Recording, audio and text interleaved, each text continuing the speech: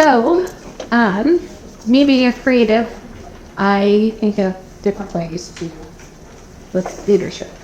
So, and everybody's like, I hear this all the time. I'm not creative. I can't do it. And I'm here to tell you that it's what's creative. So creative juices don't always have to be found in art, design. You guys are creative every day. You problem solve. You run your everyday life. Those of you who juggle work and be mother, you're very creative. So you just have to channel your creativity to whatever you're doing. Same way with leadership. So what I have found helpful, and I'm sure everybody's heard of the book Find Your Why. Everybody familiar with that? So that is, if anybody knows me, that is my big passion. That I'm always like, you gotta find our why. We have to find our why. Whether you're working in an organization, I think that's really important, especially for building teamwork. If your team can work together in one collective why, they know why they have to show up and how they have to show up every day. So, we as women get lost in our roles. Shoni and I were talking about this yesterday. We raise children, we have a job. We get to part of our life where either we're empty nesters or we want to make a career change. And we as women go, I don't know. I don't know what I want to do. So this is an easy practice, whether you're changing careers, whether you just feel out of touch. This is an easy way, an easy practice for you to sit down. It doesn't have to be pretty. We're not here to make art, although I love that Tasha has done my classes before, and hers is framed on her wall. The reason I love that it's framed on her wall is that there is a scientific method behind creating vision boards. Fighter pilots, if you've ever watched the Blue Angels, some of their videos, you will actually see their pilots sitting in a chair with their eyes closed, going through the maneuvers. It's a rehearsal. It's if your mind knows what it's supposed to be doing and what it has to do, it will pay attention. It's also the same that if all of a sudden you get a bright red bug and you're driving down the street and all of a sudden that's all you see is bright red bugs. It is a neuroscience that our brain is now keyed on. This is important to me. This is what is familiar to me, and I will pick up on that every day naturally. So that's the science behind this creativity process. So today, it doesn't have to be specific. I don't want it perfect. This is supposed to be chaotic. Your vision boards are supposed to change.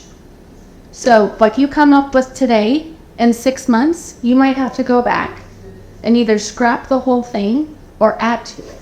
And that's the beauty. So we are actually going to do the scissors, the glue, and the whatever. You can do this easily on Pinterest. I know some women that I've done classes like this before, they keep a journal. And so it's just a big journal. And as they find things, they clip them, they put in quotes, so it's a constant work in progress. So after you leave here today, I want you to find your method that works best for you. And that's the great thing about creativity. It doesn't have to be set up. It doesn't have to fit in a box. It doesn't have to fit on a piece of paper. So our goal is, some of the things that I kind of want you to go through is, who am I while I'm doing whatever I want to do? In this case, it's a lead, it's be part of a team. So who do you want to be while you're doing this specific task? The other important question is, who am I when nobody's watching? Because we get into that performance role. We go to work. When I go to work, and this is a case study, I just quit my job a few months ago and started a new position. So it's really easy when you have imposter syndrome to step into a new role and go, who am I supposed to be in this space? Well, the question is how do I show up authentic me in this space? So That's the other question I want you pay attention to. The other one is, where does my energy? Do I like to work? Do I like to help women? Do I love to do community service? Do I love to garden? What's my voice? And most importantly is, what is my legacy? Once you leave your organization or once you leave your team, what do you want to leave behind? And again, we bring our stories with us that when we leave, I'm sure that, I do that right. But you know what? They don't think about those things. What they're going to attach to as you're a good leader is, hey, Jamie really did this really well. Or Holly did this amazing. And we want to continue that. So I'm kind of going to get everybody situated. If you want to move closer, it's kind of easier with supplies, but we're kind of going to get everything passed out. And then I'm going to kind of leave you to be. Because it's really about connecting with the images, connecting with all of the things that I thought. And then it's just kind of you. There's no test. There is no test. So again, I don't want this pretty. It doesn't have to make sense to me. It doesn't have to make sense to your neighbor. This is what you're going to take home, and this is what your goal is going to be.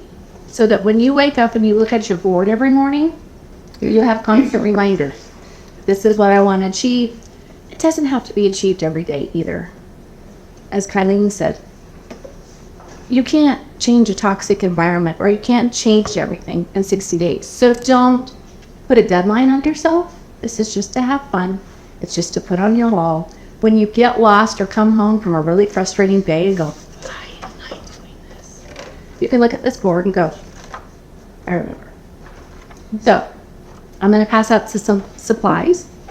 And you guys are just going to cut and feast, and I'll be around to ask or answer questions or anything else. So be here to help you.